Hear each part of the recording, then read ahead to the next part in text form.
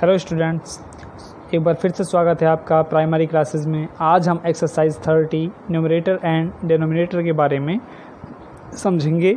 तो देखिए, पिछली जो एक्सरसाइज थी हमारी 29, उसमें हमने पढ़ा था कि जो फ्रैक्शन हैं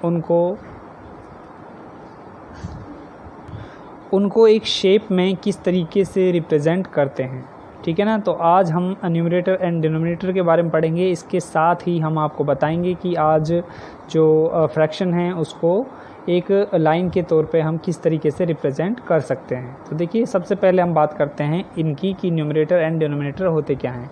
तो कोई भी एक फ्रैक्शन ले लीजिए, जैसे कि हमें दी हुई है यहाँ पर 7/8, ठीक है ना।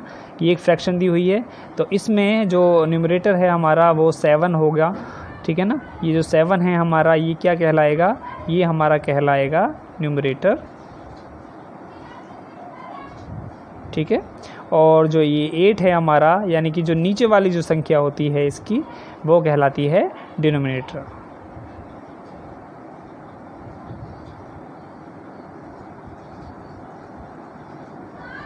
ठीक है ना। तो ये हमारा हो गया न्यूमरेटर और ये हो गया हमारा डिनोमिनेटर। ये आपको समझ में आ गया होगा। ऐसे ही अगर हम आपसे पूछें कि 1/9 में न्यूमरेटर कौन सा है, तो इसमें 1 जो है न्यूमरेटर है और 9 जो है वो डिनोमिनेटर है, ठीक है ना। ऐसे ही अगर हम आपसे पूछें कि 5/9 में जो है न्यूमरेटर कौन सा है, 5 है, और डिनोमिनेटर कौन सा है, वो है 9, ठीक है ना। या फिर हम आपसे कोई एक क्वेश्चन है, वो इस तरीके से भी हो सकता है। यहाँ पर मान लीजिए हमें दिया हुआ है न्यूमरेटर को हम शॉर्ट फॉर्म में NUM लिख देते हैं और डिनोमिनेटर को हम लिख देते हैं DENO, ठीक है ना।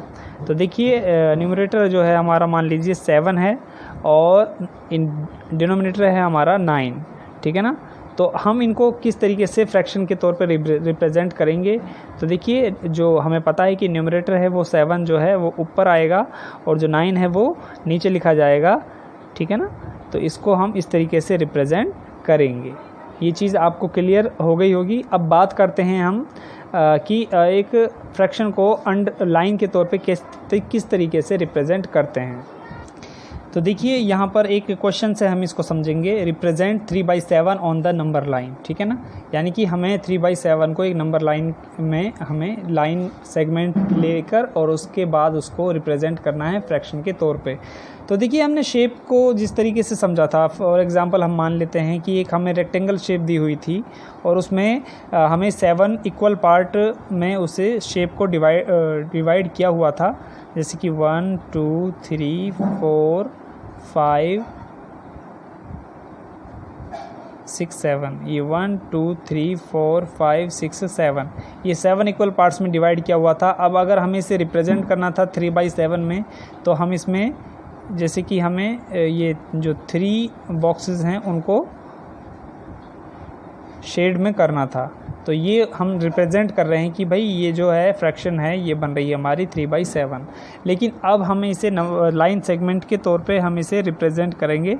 तो देखिए, जैसे कि एक लाइन हो गई, कोई भी एक लाइन है A और B, इसको हम मान लेते हैं लाइन सेगमेंट, ठीक है ना। देखिए, लाइन सेगमेंट होता है एक रेखा का खंड, यानी कि एक रेखा का टुकड़ा, लाइन का एक टुकड़ा होता है। और जो लाइन होती है वो अनंत तक जाती है बेटा, उसकी कोई सीमा नहीं होती। यानी कि इधर भी वो उसकी कोई सीमा नहीं है और इधर भी उसकी कोई सीमा नहीं है। और जो हम लेते हैं लाइन सेगमेंट, यानी कि लाइन का एक छोटा सा टुकड़ा, ठीक है ना। तो हमने एक लाइन का एक छोटा सा टुकड़ा ले लिया A और B, ठीक है ना। उस पर हम क्या है कि अब उसे 7 इक्वल पार्ट में उस लाइन को डिवाइड करेंगे पहले तो देखिए, ये हो गया 1 2 3 4 5 6 और ये 7। 1 2 3 4 5 6 और 7, ये 7 इक्वल पार्ट में हमने इसको डिवाइड कर दिया है। देख लीजिए, ये लाइन है पूरी, इसको हमने 7 इक्वल पार्ट में डिवाइड किया है। देखो, ये 1 हो गया यहाँ तक, ये 2 हो गया, ये 3, ये 4, ये 5, ये 6 और ये 7, ठीक है ना। ये हमने 7 इक्वल पार्ट में डिवाइड कर दिया। अब हमें करना क्या है, इसमें हमें इसको फ्रैक्शन के तौर पे इसको रिप्रेजेंट करना है। तो जैसे कि हमें शेप में हमें दिया हुआ है कि 3/7 ऑन द नंबर लाइन। तो देखिए इसमें जो स्टार्टिंग के जो 3 हैं वो हम ले लेते हैं, यानी कि 1, ये यहाँ तक 1 हो गया, ये 2 हो जाएगा और ये 3 हो जाएगा। इसको हम डार्क सर्किल कर लेते हैं, ठीक है ना। यहाँ तक हमने इसको डार्क सर्किल कर लिया।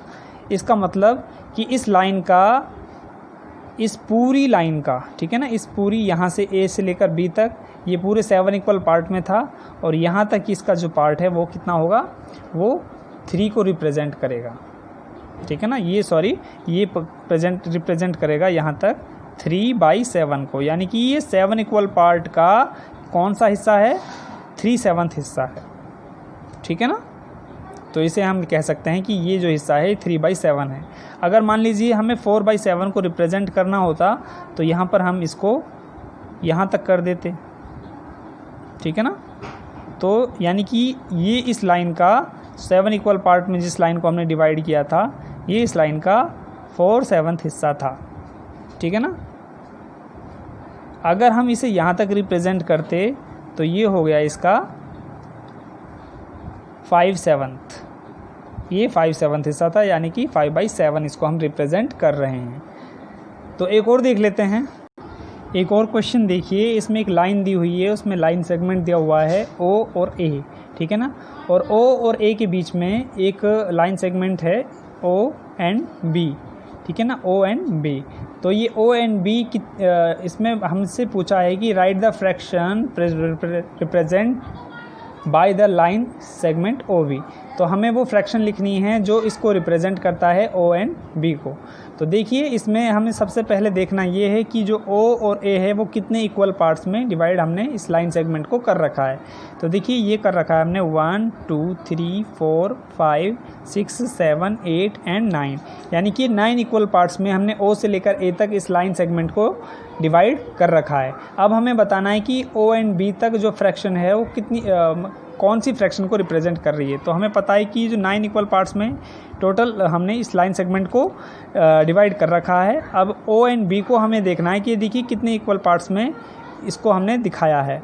तो देखिए 1 2 3 4 5 6 7, यानी कि इस पूरे लाइन सेगमेंट का, यानी कि 9 जो इक्वल पार्ट्स में था, ठीक है ना, इस पूरे लाइन सेगमेंट का ये कितना हिस्सा हमने डार्क सर्किल किया हुआ है, डार्क किया हुआ है 1 2 3 4 5 6 7, यानी कि 7/9 हिस्सा हमने इसका वो कर रखा है, डार्क कर रखा है, ठीक है ना। यानी कि इतना हिस्सा O से लेकर B तक ये हमारा कितना कौन सा फ्रैक्शन को शो कराता है, 7/9 को। तो आई होप कि आपको ये समझ में आया होगा। इससे रिलेटेड और भी जो क्वेश्चन आंसर हैं वो सेम इसी तरीके से होंगे। देखिए अगर इसमें मान लीजिए O से लेकर B तक, यहाँ तक नहीं बल्कि यहाँ तक हमसे पूछा गया होता, ठीक है ना, यहाँ B नहीं, मान लीजिए C हो गया कि O से लेकर C तक आप बताइए कि ये कितना जो है रिप्रेजेंट कर रहा है O एच C को। तो हमें फिर कैसे लिखते हैं इसको, ये पूरा देखिए O से लेकर A तक 9 है, 9 इक्वल पार्ट्स में हमने डिवाइड कर रखा है इसे। अब इसमें O से लेकर C तक हमें बताना है कि ये OA का कितना हिस्सा है जो कि हमने अंडर डार्क लाइन में किया हुआ है। तो देखिए 1 2 3 4 5 6, यानी कि ये जो हिस्सा है OA का ये कितना है, 6/9 है, ठीक है ना।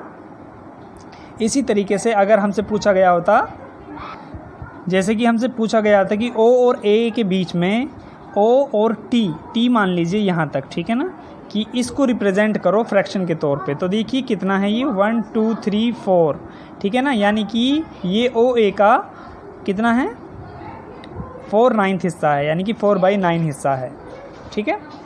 तो इस तरीके से हम इनको रिप्रेजेंट कर सकते हैं। बड़ा ही आसान है लाइन सेगमेंट में भी करना। तो इससे रिलेटेड जो क्वेश्चन आंसर हैं वो आपको रिवाइज़ करने हैं। तो देखिए एक्सरसाइज की तरफ हम चलते हैं। तो देखिए ये एक्सरसाइज 30 से रिलेटेड क्वेश्चन हैं, इनको आपको सॉल्व करना है। इनमें हमें बताना है कि कौन सा जो नंबर है वो न्यूमरेटर है और कौन सा डिनोमिनेटर है, वो हमें इसमें बताना है। तो देखिए 2/5, 6/7, जैसे कि 2/5 में 2 जो हो गया वो न्यूमरेटर हो गया और 5 हो गया डिनोमिनेटर, ठीक है ना। इसी तरीके से जो बाकी क्वेश्चन है बहुत ही सिंपल क्वेश्चन है, आप बड़ी ही आसानी से इनको अपनी नोटबुक में कर लेंगे। और इनमें आपको ये फ्रैक्शन के तौर पे आपको शो कराने, रिप्रेजेंट करने हैं। आपको न्यूमरेटर भी दिया हुआ है और डिनोमिनेटर भी दिया हुआ है। तो देख लीजिए आप इनको, वीडियो को पॉज करके आप आराम से इनको देख सकते हैं। इसके बाद में यहाँ पर आपको करना है फिल इन द ब्लैंक्स, ठीक है। इन 12/13 द ब्लैंक इज़ 13, ठीक है ना। यानी कि यहाँ पर क्या आएगा, डिनोमिनेटर इज़ 13, ठीक है। इसी तरीके से इन 9/20 द ब्लैंक इज़ 9, यानी कि न्यूमरेटर इज़ 9। तो ऐसे ही आपको बाकी जो क्वेश्चन हैं ये भी आपको सॉल्व करने हैं। आइए नेक्स्ट एक्सरसाइज पर चलते हैं। देखिए एक्सरसाइज 31, इसमें आपको करना क्या है, represent each of the following fraction on the number line. तो यहाँ 1/3 आपको दिया हुआ है, ये आपको नंबर लाइन में रिप्रेजेंट करना है। 2/3, 4/7, 7/9, 5/8, 6/11, 2/3 एंड 5/12। तो ये सभी आपको नंबर लाइन में रिप्रेजेंट करने हैं। बड़ा ही आसान है, मैं आपको समझा चुका हूँ। इसके बाद देखिए यहाँ पर आपको एक नंबर लाइन दी हुई है, ठीक है ना। लाइन दी हुई है XY, उसमें लाइन सेगमेंट है O से लेकर A तक। तो आपको उसमें बताना है कि जो OB है वो कितनी फ्रैक्शन को रिप्रेजेंट कर रहा है। OB यानी कि OA के बीच में कितने इक्वल पार्ट्स हैं वो आपको देखने हैं। फिर OB देखना है कि वो कितने फ्रैक्शन को रिप्रेजेंट कर रहा है। जैसे कि एक मैं आपको बताता हूँ, इसमें 1 2 3 4 5 6 7, यानी कि 7 इक्वल पार्ट्स में ये लाइन सेगमेंट को डिवाइड किया हुआ है। अब इसमें बताना है कि जो O और B है ये कितने नंबर लाइन को फ्रैक्शन को रिप्रेजेंट कर रहा है। तो ये कर रहा है 1 2 3 4, यानी कि 4/7 को ये रिप्रेजेंट कर रहा है। इसी तरीके से ये बाकी जो क्वेश्चन हैं ये भी इसी तरीके से आपको करने हैं। वीडियो को पॉज करके आप आराम से इन्हें देख लीजिए और इसके बाद में अपनी नोटबुक में सॉल्व करने की कोशिश करना, ठीक है ना। फिर भी कोई प्रॉब्लम आती है तो आप कमेंट करके या फिर मुझे व्हाट्सएप ग्रुप में मैसेज करके पूछ सकते हैं। धन्यवाद।